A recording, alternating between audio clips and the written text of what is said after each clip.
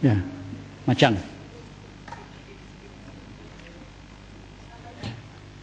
Assalamualaikum warahmatullahi wabarakatuh. Datuk Pengerusi, terima kasih. Yang Bapak Menteri, saya juga nak rakamkan terima kasih di atas kehadiran sendiri Yang Bapak Menteri untuk mendengar perbahasan daripada rakan-rakan ahli parlimen. Ada dua perkara. Seperti juga Parit Sulong, saya mulakan dengan butiran 080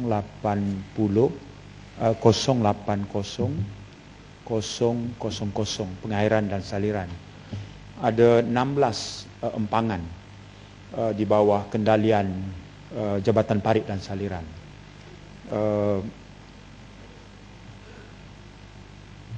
Ada 3 perkara berkaitan dengan isu empangan ini, Yang Berhormat Menteri. Yang pertama ialah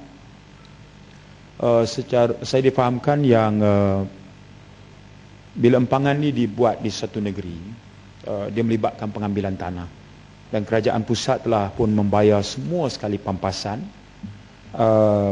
yang untuk maksud pembinaan empangan daripada tahun 1906 hinggalah tahun 2004. Tetapi isu masih terdapat beberapa empangan di negara kita ni yang belum diserahkan hak milik kepada Pesuruhjaya Tanah Persekutuan. Saya ingin tahu kenapa keadaan itu berlaku, padahal pampasan telah pun diserahkan oleh Kerajaan Persekutuan kepada Kementerian. Yang kedua ialah mengikut Akta Kawasan Larangan dan Tempat Larangan 1959, empangan ini adalah satu kawasan larangan, ya, kawasan sensitif. Ia juga merupakan kawasan keselamatan sebab kita anggap ini sebagai aset strategik negara, bukan saja fungsi kawalan banjir tetapi juga fungsi membekalkan air. Walau bagaimanapun, biarpun empangan ini termasuk dalam kawasan larangan, tetapi rekodnya adalah cuma 2 saja empangan yang telah diwartakan setakat ini, iaitu Bukit Merah dan juga Timah Tasuh. Yang lain itu, walaupun dibina daripada awal tahun 1900 lagi, belum diwartakan. Saya ingin tahu apakah punca kelewatan mewartakan empangan di negara kita sebagai kawasan larangan. Mendedahkan kawasan strategik empangan ini kepada pencerobohan akibat daripada tidak diwartakan boleh saja mengundang padah, ya. Datuk Pengerusi, saya juga ingin menarik perhatian Yang Berhormat Menteri bahawa ketika semakan oleh Jabatan Audit, didapati bahawa Plan Tindakan Kecemasan atau EAP, yakni latihan kecemasan, belum pernah dijalankan ke atas empangan-empangan di negara kita. Kita cuba untuk mengelakkan seperti pepatah menyebut sudah tergantuk bau tengadah. Biarpun belum pernah ada malapetaka dahsyat yang berlaku dalam negara kita, tetapi itu bukanlah satu excuse untuk latihan kecemasan berkala diadakan. Apalagi kerana aspek penyelenggaraan atau maintenance ini yang memerlukan kepada satu manual operasi ataupun SOP yang jelas, masih lagi menyaksikan banyak kekurangan. Sebab itu Yang Berhormat Menteri tentu saja berada pada posisi yang terbaik untuk membantu menjelaskan kita mengenai kedudukan perkara ini. Rupanya dalam aspek penyelenggaraan empangan ini juga difahamkan tiada badan kawal selia di peringkat kementerian khusus untuk memantau dan mengawal pengurusan. Walaupun saya faham setelah saya meneliti butiran perbelanjaan dalam kementerian ini, perbelanjaan modal itu memang EPU keluarkan waktu nak buat empangan, tapi penyelenggaraan itu adalah di bawah perbelanjaan kementerian, dan angka itu memang kecil dan tidak mencukupi. Bagaimana kementerian mengimbangkan kedua-dua keadaan ini? Perkara kedua dalam ucapan saya, Datuk Pengerusi, ialah butiran 050000 perhutanan. Di peringkat kerajaan negeri, hasil hutan ataupun pembalakan ini memang sumber pendapatan. Ya, memang sumber pendapatan kerajaan negeri. Ya, kerana pencukaian yang lain atau hasil negara yang lain itu adalah di bawah tanggungjawab Kerajaan Persekutuan. Jadi walau bagaimanapun kita faham Majlis Perhutanan Negara telah menetapkan kota tahunan had untuk balak yang digunakan untuk tebang. Isunya ialah setelah hutan simpan itu, setelah kawasan hutan itu diberikan izin tebang masuk dalam kota tebangan, isunya adalah kawasan peratusan hutan yang diganti. Itu sebenarnya agak menakutkan, ya. Kadar peratusannya kecil.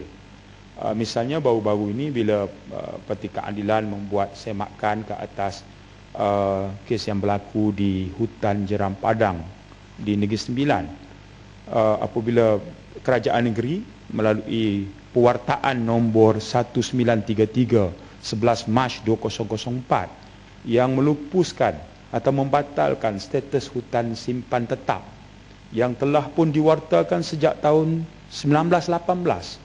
30 Ogos 1918 hutan simpan tetap diwartakan sebab itu dianggap sebagai kawasan sensitif alam sekitar. Ya, pertama. Tapi itu 1918. Tahun 2004 kerajaan negeri membatalkan. Kemudian pembalakan dimulakan. Ya. Apabila pembalakan dimulakan, dia bercanggah dengan beberapa akta lain, Akta Perancangan Bandar dan Desa Seksyen 18-1 yang disebut Akta 17. Dia menyebut dengan jelas tiada seorang pun boleh menggunakan atau membenarkan digunakan mana-mana tanah atau bangunan melainkan menurut rancangan tempatan. Kita semak rancangan tempatan atau disebut rancangan struktur Negeri Sembilan 2001-2020 yang disediakan Jabatan Perancang Bandar dan Desa Negeri Sembilan. Disebut sebagai zon pengekalan, zon tidak sesuai untuk pembangunan dan zon kawasan sensitif alam sekitar secara jelas. Biarpun ada akta yang jelas yang tidak membolehkan suatu proses membatalkan pewartaan hutan simpan, tapi itu berlaku.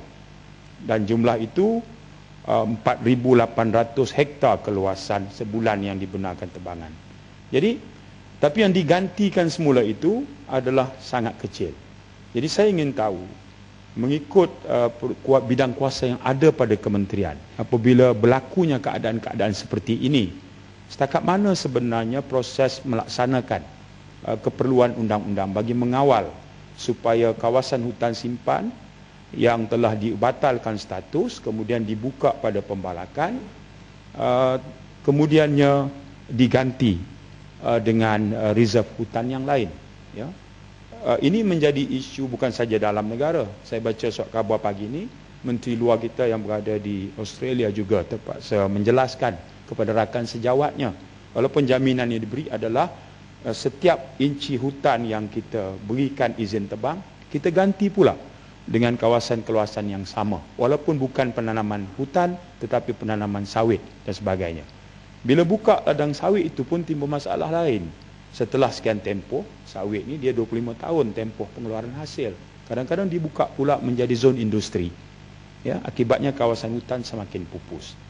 Sebab itu bila saya semak dalam buku Bank Data Jabatan Perangkaan, melihat dari segi kawasan hutan yang melitupi muka bumi sesuatu negeri, dinisbahkan dengan saiz negeri. Ya.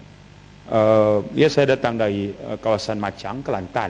Memang dalam buku Jabatan Perangkaan itu, Kelantan itu kawasan muka bumi yang masih dilitupi hutan dinisbah dengan keluasan negeri, saiz negeri. Itu masih tinggi, melebihi 50%. Ya. Mengikut buku Bank Data Jabatan Perangkaan. Tetapi bukan itu isunya, ya. Isunya adalah bagaimana menggunakan peruntukan yang ada, yang saya petik tadi, beberapa akta yang dalam jurisdiction bidang kuasa kementerian bagi memastikan isu penebangan hutan yang tidak digantikan dengan reserve yang keluasannya bagi menjamin pengekalan yang lebih lestari pada generasi akan datang. Jadi dua perkara, soal empangan dan soal penggantian hutan simpan tetap yang dibatalkan oleh pihak negeri. Kemudiannya kelihatannya kementerian tidak mempunyai kuasa walaupun ada di dalam peruntukan perlembagaan bagi menjamin ianya tidak berterusan. Terima kasih Ketua Pengerusi.